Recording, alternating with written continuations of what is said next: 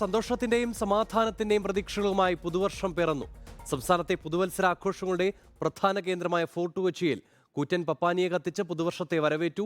ആഘോഷവും ആരവങ്ങളുമായി പതിനായിരങ്ങളാണ് ഇത്തവണയും fort Kochi parade ഗ്രൗണ്ടിലേക്ക് ഒഴുകിയെത്തിയത്. പുതുവർഷത്തെ വരവേൽക്കാൻ ജനസാഗരം ഒഴുകിയെത്തിയതോടെ ഫോർട്ട് കൊച്ചി പരേഡ് ഗ്രൗണ്ട് ആവേശക്കടലായി. രാത്രി 11:55 കൗണ്ട് ഡൗൺ തുടങ്ങി. എല്ലാവരുടെയും ശ്രദ്ധ 80 അടി ഉയരമുള്ള പടുകൂറ്റൻ പാപ്പാഞ്ഞിയിലേക്ക്. കൃത്യം 12 മണിക്ക് പാപ്പാഞ്ഞിക്ക് തിരികൊളുത്തി. ഹർഷാരവങ്ങൾക്കൊപ്പം ഹാപ്പി ന്യൂ ഇയർ വിളികൾ മുഴങ്ങി. പടുവൃദ്ധനായ പാപ്പാഞ്ഞിക്കൊപ്പം 2023 വേദനകളെല്ലാം എരിഞ്ഞമർന്നു.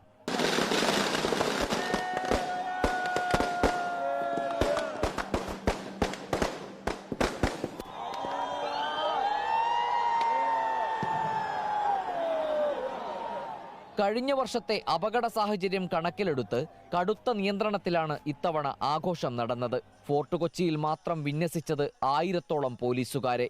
വൈകിട്ട് 4 മണി മുതൽ ഗതാഗത നിയന്ത്രണം ഏർപ്പെടുത്തി. ഫോർട്ട് കൊച്ചിക്കൊപ്പം പുതുവൈപ്പിനിലും കൊച്ചി നഗരത്തിലും കോർപ്പറേഷനും ജില്ലാ ഭരണകൂടവും പുതുവത്സരാഘോഷങ്ങൾ സംഘടിപ്പിച്ചു.